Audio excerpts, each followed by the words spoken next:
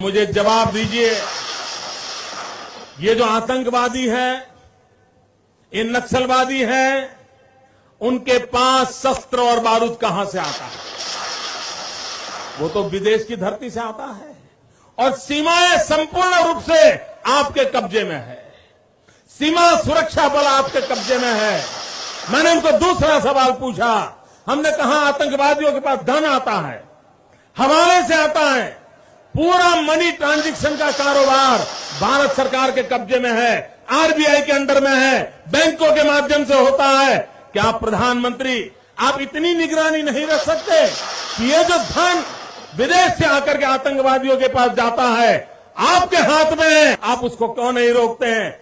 मैंने तीसरा सवाल उनको पूछा कि विदेशों से घुसपैठ आते हैं, घुसपैठ आतंकवादियों के रूप में आते हैं, आतंकवादी घटनाएं करते हैं, भाग जाते हैं।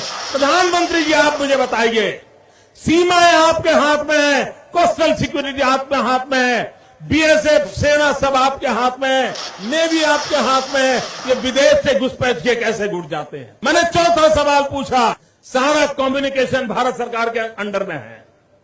कोई भी अगर टेलीफोन पे बात करता है, ईमेल भेजता है, कोई भी कम्युनिकेशन करता है, भारत सरकार उसको इंटरप्ट कर सकती है, इंटरप्ट कर करके जानकारियां पा सकती है कि आतंकवादी गतिविधि के अंदर कौन सा कम्युनिकेशन चल रहा है और आप उसे रोक सकते हो। मैं पूछना चाहता हूं प्रधानमंत्री जी को, इस विषय में आपने क्या किया है? मैंने पांचवा सवाल उनको पूछा कि आप विदेशों में जो आतंकवादी भाग चुके हैं, जो लोग विदेश में बैठ करके हिंदुस्तान में आतंकवाद की घटनाएं कर रहे हैं, उनको प्रत्यारोपण के द्वारा हिंदुस्तान लाने का हमें अधिकार होता है।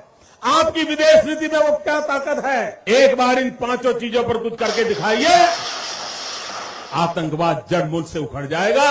राज्यों के अधिकार हथिया करके राजनीति के करने के खेल छोड़ दीजिए।